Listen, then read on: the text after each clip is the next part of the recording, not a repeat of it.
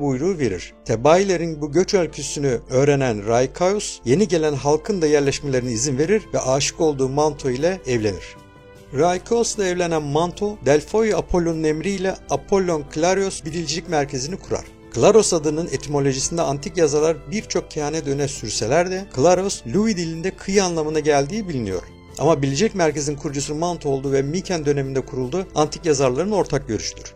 Bazı anlatılarda Klaros'taki kutsal kaynağın ülkesinden sürülen Manto'nun gözyaşlarından oluştuğu belirtilir. Bu kutsal kaynaktan antik metinlerde sık sık söz edilir. Bilicilik Merkezi Manto tarafından kurulmasına karşın oğlu Mopsos döneminde ünlenir. Tarihsel kimliği irdelendiğinde bir kral ve kahin olan Mopsos, yerel halk Karları Kolofon ülkesinin içlerine süren kişidir. Krallık görevini babasından, kahinlik görevini ise annesinden devralmıştır. Kahin olarak öylesine ünlü olmuştur ki Truva savaşlarının ardından Akalı ünlü kahin Kalkas, Amfilokos'la beraber Mopsos'ta yarışmak için Klaros'a yaya gelmiş ve yarışmayı kaybedip orada ölmüştür. Apollon Klarios'un Mopsus'u yeni bilicilik merkezleri ve kentler kurmak üzere misyoner olarak görevlendirdiği antik yazarların anlatımlarından biliniyor. Kurduğu kentler arasında Hierapolis, Perge sayılabilir. Güneye inen Mopsus'un mistik bir kimlik olmadığı, M.Ö. 8. yüzyılın sonuna tarihlenen Karatepe bilingual yazıtı ile Boğazköy'de bulunmuş olan bir çivili yazılı tabletle kanıtlanmış ve Mopsus'un aktif misyonerlik döneminin M.Ö. 1220-1170 yılları arasında olabileceği ileri sürülmüştür. Ayrıca Louis Hitit medeniyetinin üstüne konan Hellen işgalcilerine karşın Mopsus'un Anadolu kökenli olabileceği ve Hitit yazıtlarında geçen Maksus ya da Muksas'la aynı kişi olduğu da ileri sürülmektedir.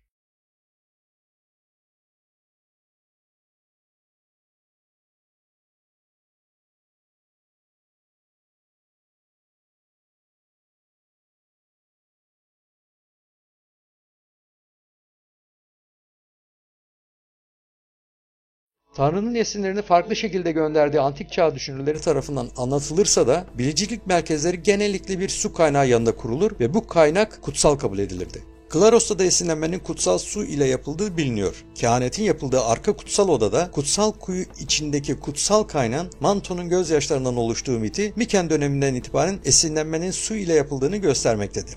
Apollon Klaros Bilicilik Merkezi geç Tunç çağında Manto tarafından kurulmuştur. Ancak Tanrı Apollon kökeni tartışmalı olan bir tanrıdır. Mitoslarda Tanrıça Leto'nun Apollon'u Delos adasında doğurduğu anlatılırsa da 1936 yılında Grozny Hitit metinlerinde sunakların, kutsal alanların ve kapıların koruyucusu olan Apollunas adında bir tanrının varlığını ortaya koymuştur. Apollunas Anadolu kökenli bir tanrıdır. Ayrıca Homeros'ta İlyada'da Apollon'un Trova'nın koruyucusu olarak gösterir. Ayrıca Hitit kralı Muvattalis ve Vilusa kralı Alexandus'la ilişkili sözleşme metninde de Apollionas adlı tanrının adı geçer. Metinlerde geçen Vilusa İlyon'dur. Korfman bundan yola çıkarak Truva'nın bronz çağlar ve inanışını Homeros'un Apollon'u ile birleştirerek Truva'nın koruyucu tanrısı olduğunu ileri sürmüştür. Ayrıca Apollon'un kökeni olarak da annesi gibi Likya'da gösterilir. Testimonia'ya göre Apollon kültünü Klaros'a Yunanistanlı göçmenler getirmiştir. Ancak 2008-2010 yılları kazıları Klaros Bilicilik Merkezi'nin Delphoi'den daha erken olduğunu ortaya koymuştur.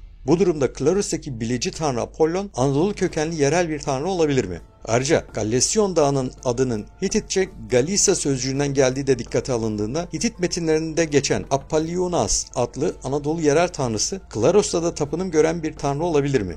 Bu bağlamda Klaros'ta ana tanrıça kültünden Apollon kültüne geçiş döneminde ana tanrıça kültüne bağlı bir kehanet olgusundan yerel tanrı, kahin Apollo kültüne geçiş olabilir mi? Bir diğer öneri ise erken dönemde bilicilik ana tanrıça, yerel Apollon çifti tarafından yürütülüyor olabilir mi? Apollon sektöründe ele geçen yüksek ayaklı bir Miken kliksi, Klaros Bilicilik Merkezi'nin Miken döneminde kurulduğunu gösteren bir kanıt oldu. Bugünkü buluntular ışığında Klaros Bilicilik Merkezi'nin Delphoi Bilicilik Merkezi'nden daha erkene tarihlendiği ve antik dünyanın en eski bilicilik merkezi olduğu bilim dünyasından da kabul edildi. Bir diğer önemli bulgu da 2004 yılında Klaros'ta bulunmuş olan kırık pişmiş toprak Kibele heykelciliği bu yöredeki ana tanrıça tapımının kanıtları olmaktadır. Ana tanrıça tapımına yönelik altı çizilmesi gereken bir diğer konu ise Klaros kutsal alanının doğusunda yer alan Gallesyon Dağı'dır. Dağın adını Hititçe Galicia kökünden geldiğini söylemiştik. Bu durum Klaros, sahildeki Kolopon yani Notyon ve metropolisin de içinde yer aldığı bölge tarihinin onomastik açıdan da Hellen öncesine gittiğini göstermesi açısından çok önemlidir. Anadolu kazıldıkça medeniyetin Hellen'den gelmediği, Hellenlerin işgalinden sonra Luvi ve Hitit medeniyetinin devşirildiği, Grekçe olmayan isimlerin küçük bir takım eklemeler, yer değiştirmelerle sahiplenildikleri ve aslında Batı medeniyetinin aslının Anadolu kökenli olduğunu ortaya çıkarmaktadır.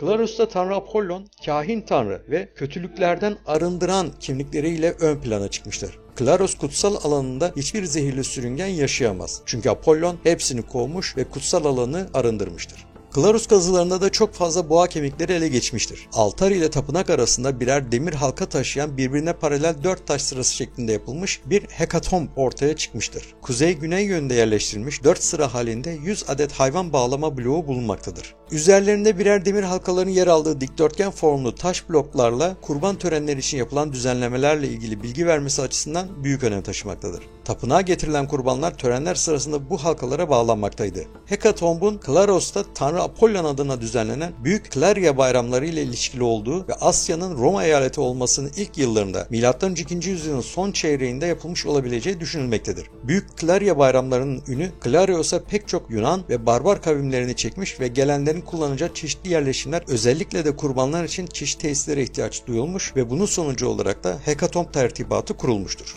Kutsal alanın başlangıcında yer alan ve deniz yoluyla gelenler için giriş konumunda olan Propylon, M.Ö. 2. yüzyılın ikinci yarısında inşa edilmiştir. 3 basamaklı krepis üzerinde yükselen kare planlı yapının girişinde 3 ayak bulunur. 3 ayağın olması aslında şaşırtıcı değildir. Çünkü 3 ayak Apollon ile özdeşleştirilmiştir. Atina'da düzenlenen yarışmalarda yarışmaya kazananlara ödül olarak 3 ayaklı kazan verilirdi. Propylon'un doğusunda ve batısında Roma döneminde yapılmış 2 yapı kompleksi bulunmaktadır. Batıdaki kompleks bir prestili avlunun etrafında dizilmiş olan odalardan oluşmakta olup Profesör Doktor Nuran Şahin'e göre Propylon görevlisinin evidir. Kutsal alanın girişi ve kurban töreni alanı arasında kutsal bir yol vardır. Bu yolun her iki tarafında onur anıtları vardır.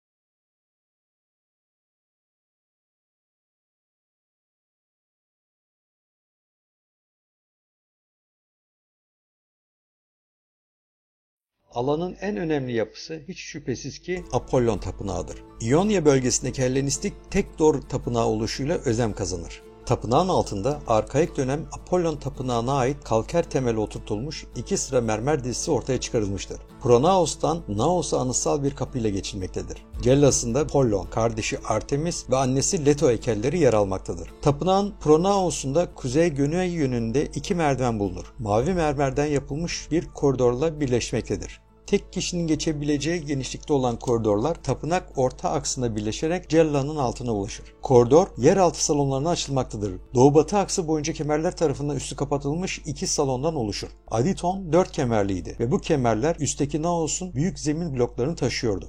Kemerli salonda taş oturma bantlarının yanı sıra omfalos bulunur. Burada ikiye ayrılan bu dar koridorlar kehanetin gerçekleştirildiği çift odalı aditon ile sonlanır.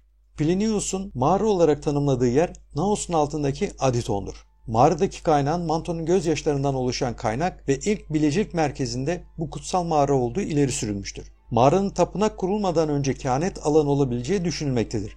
Ön aditon başvuruların bekleme yeri olarak kullanılırken arka aditonda kutsal bir kuyu ve su kaynağı olduğu gözlemlenmektedir.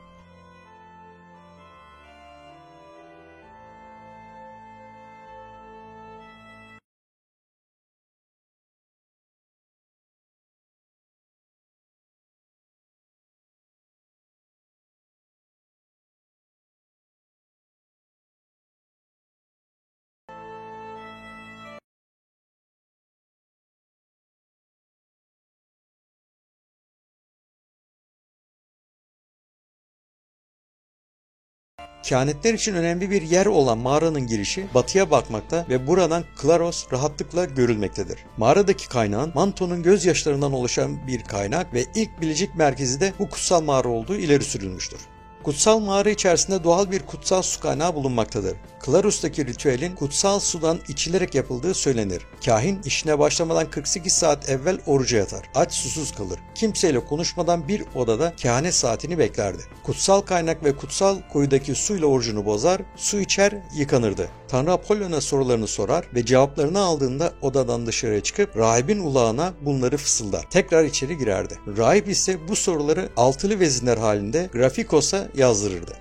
Apollon Klaros'a başvuruda bulunmak için antik dünyanın dört bir tarafından insanlar geliyordu. Bu kişiler Aditon'un ön odasında ya Profetes ile birlikte banklar üzerinde oturup ya da Omfalos'un yanında ayakta bekliyorlardı. Gün batımının ardından meşalelerin ışığında mistik bir atmosferde ritüeller gerçekleştiriliyordu. Tapınak cellasının altında yer alan iki odalı bu Aditon, kehanet ritüellerinin gerçekleştirildiği mekandı.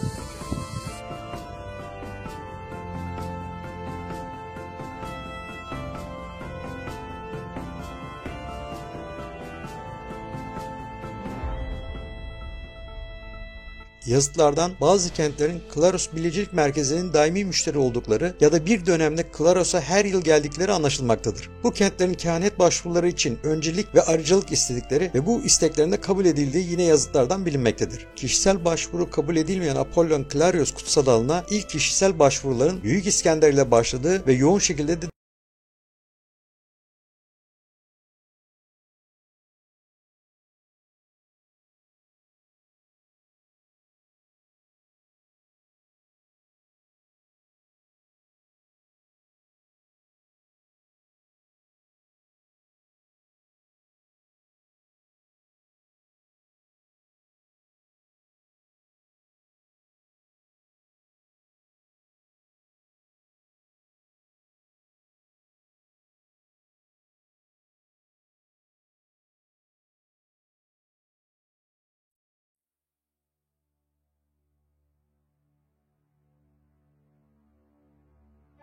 Öncelikle bu kutsal alanı diğer kutsal alanlardan ayıran en önemli özellik kente giriş kapısının hemen yanında bulunan abdest alma yeridir.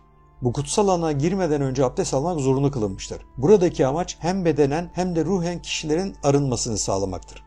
Bu alanda yer alan yapılara ve ritüellere bakacak olursak kutsal alanda yer alan kare planlı propilonda bulunan 3 ayak bize bu kutsal alanın Apollon ile ilişkilendirildiğini gösterir niteliktedir. Propilondan geçtikten sonra karşımıza çıkan kutsal yolun her iki tarafında bulunan onur anıtları ise bize bu alanın gelişmesinde maddi ve manevi katkısı olan kişiler hakkında bilgi vermektedir. Kutsal alanın sonunda ise bütün ihtişamı ile karşımıza Apollon tapınağı çıkmaktadır. Arkaik dönemde inşa edilen tapınağın üstüne temelleri oturtulmuş olan bu tapınakta Apollon, Artemis, Leto üçlüsünün 8-9 metre boyunda dev heykelleri bulunmuştur. Bu da kentte sadece Apollon'a değil, kız kardeşi Artemis'e ve annesi Leto'ya da tapınım olduğunu göstermektedir. Tapınağın pronaosuna bakıldığında ise kuzey-güney yönlü iki merdiven bulunması ve bu merdivenlerden inildiğinde tek kişinin geçebileceği dar koridorların olması kontrol amaçlı olduğu düşünülmektedir. Koridordan ilerlediğinizde cellanın altına denk gelen kısımda bir mağara bulunmaktadır ve kehanetler burada gerçekleştirilmektedir. Ritüel ise kutsal sudan içilerek yapılmaktadır.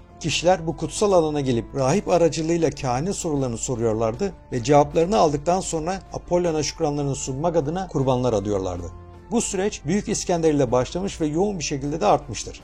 Bu artış dolayısıyla bu alanda odaların bulunduğu peristilli yapılar inşa edilmeye başlanmış. Bu sayede uzaktan gelenlerin dinlenmesi, adanın rahat adaması için ya da çok fazla kişi olduğundan dolayı sıranın kendisine gelmesini beklemesi için bu yapılar kurtarıcı olmuştur. Ortaya çıkan sonuç ise kişilerin sayıca fazla olmasından dolayı alandaki yapıların ona göre şekillendirilmeye başlamasıdır. Küçük bir mağara ve küçük bir altar artık gelenlerin ihtiyaçlarını karşılayamadığı için de tekrar inşa edilmiş olabilir. Bu açıdan bakıldığında hekatomb alanının da zamanla genişlediği düşünülebilir. Yeni oluşturulan bu alanda aynı anda 100 adet boğa kurban edilebiliyordu. Klarus'ta Tanrı Apollon uğruna 2 bayram kutlandığı bilinmektedir. Bunlardan biri her yıl kutlanan Küçük Klarya bayramları, diğeri ise 5 yılda bir kutlanan Büyük Klarya bayramları.